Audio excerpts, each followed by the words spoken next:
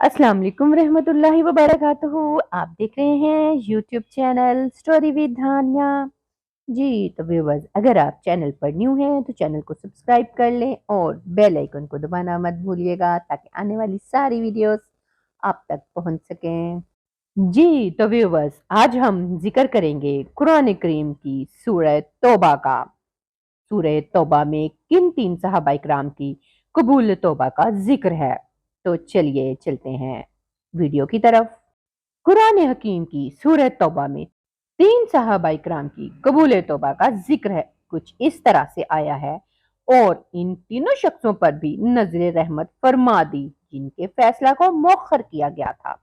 सूरत तौबा। यहाँ तक कि जब जमीन बावजूद कुशादगी के इन पर तंग हो गई और खुद इनकी जानें भी इन पर दोबर हो गईं, और उन्हें यकीन हो गया कि अल्लाह के अज़ाब से पनाह का कोई ठिकाना नहीं बजूज इसकी तरफ रुजू के, तब अल्लाह इन पर लुत्फ व करम से माइल हुआ ताकि वो भी तौबा रुजू पर कायम रहें। बेशक अल्लाह ही बड़ा तौबा कबूल फरमाने वाला नहायत मेहरबान है।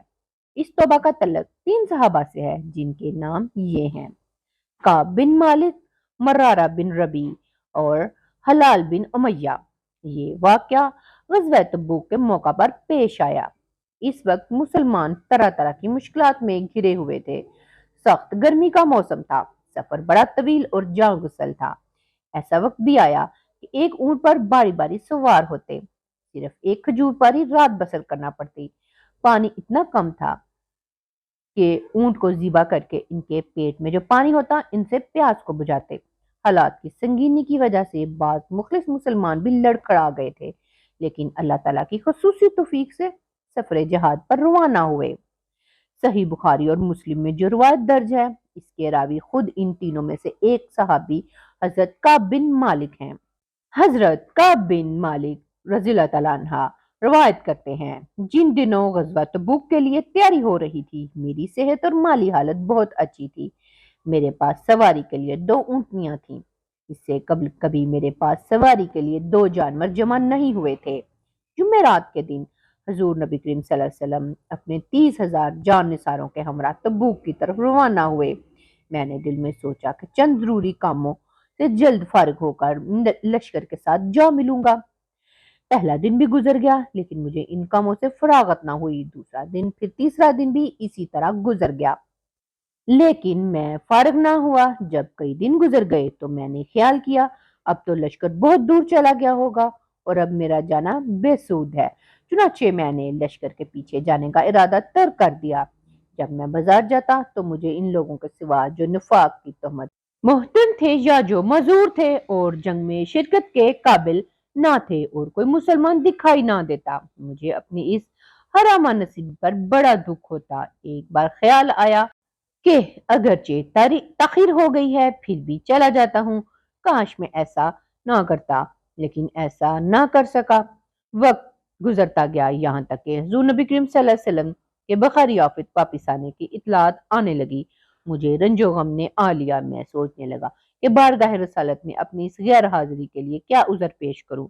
खुद भी गौर होश किया और दीगर से भी मशवरा किया। हुज़ूर नबी करीम सल्लल्लाहु अलैहि वसल्लम जब मदीना तशरीफ ले आए तो यकायक तज़ब्ज़ब की कैफियत जाती रही, और दिल में ठान लिया कि सच सच अर्ज कर दूंगा, और इस बार बारगाह में अगर पनाह मिल सकती तो सच से मिल सकती है। झूठ बोलकर तो मजीद अपने आप को रुसवा ही करना है। हुजूर नबी करीम सल्लल्लाहु अलैहि वसल्लम की सुन्नत मुबारक थी कि जब सफर से वापस तशरीफ लाते तो सबसे पहले मस्जिद में जाकर 2 नफल अदा करते।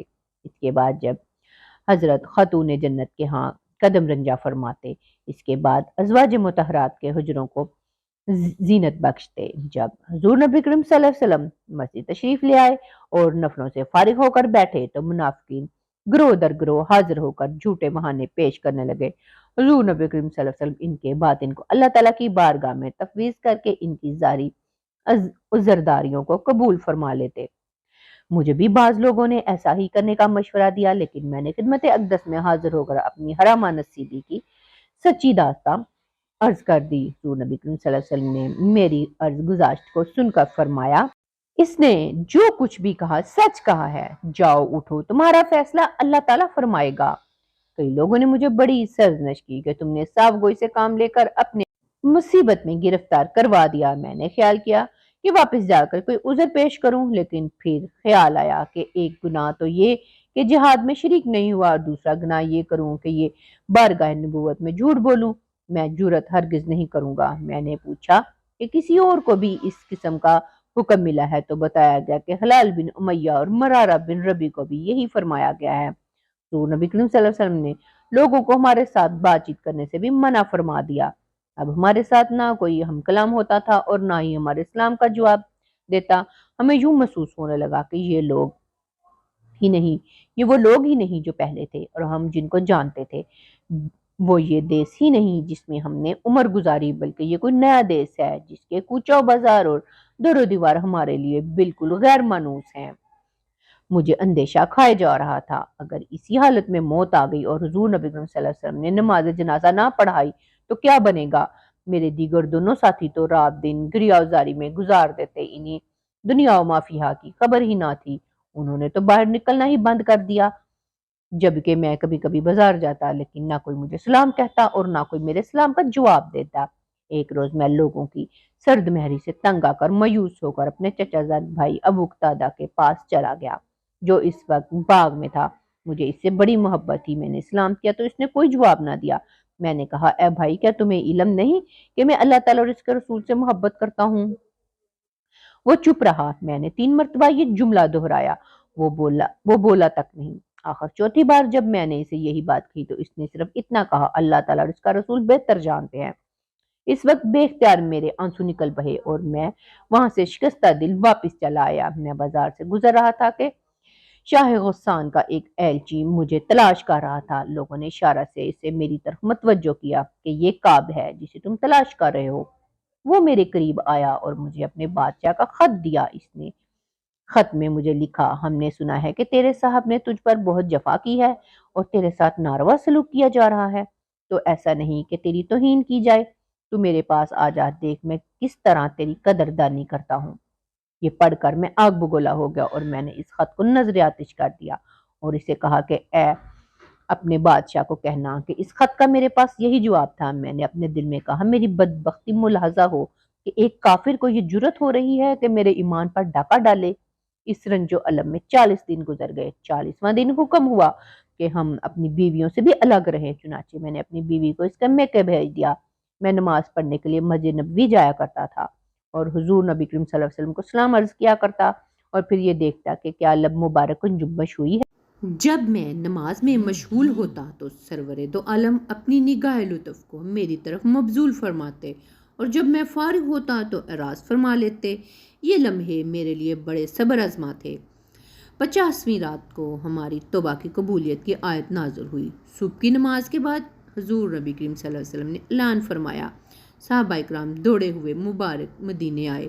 سب سے پہلے یہ خبر سنائی وہ حمزہ سلمہ تھے۔ میں نے فرط مسرت سے اپنے دونوں کپڑے اتار کر ان کی نظر کر دیے۔ پھر میں بارگاہ مصطفیٰ میں حاضر ہوا۔ سب احباب جوک در جوک مجھے مبارکباد دینے آ رہے تھے۔ حضور نبی اکرم صلی اللہ علیہ وسلم کا چہرہ انور خوشی سے چمک رہا تھا۔ مجھے دیکھا تو فرمایا، جب سے تیری ماں نے تجھے جنا ہے یہ تیری زندگی کا بہترین دن ہے، مبارک ہو۔ یہ ان 3 پاک بازوں کا ذکر ہے جنہوں نے منافقوں کی طرح اللہ کے رسول کی جناب میں جھوٹ بولنے کی گستاخی نہیں کی، اور آخرکار اللہ تعالیٰ کی نگاہ لطف و عطا ان کی طرف مائل ہوئی اور ایسا ابر رحمت بخشا کہ قیامت تک ان کی توبہ کا ذکر متن قرآن بن گیا۔ جی تو ویورز، یہ تھا آج کا واقعہ۔ کیسا لگا آپ کو کمنٹس میں ضرور بتائیے گا۔ ملیں گے نیکسٹ کسی ویڈیو میں اچھے سے ٹاپک کے ساتھ۔ تب تک کے لیے اللہ حافظ۔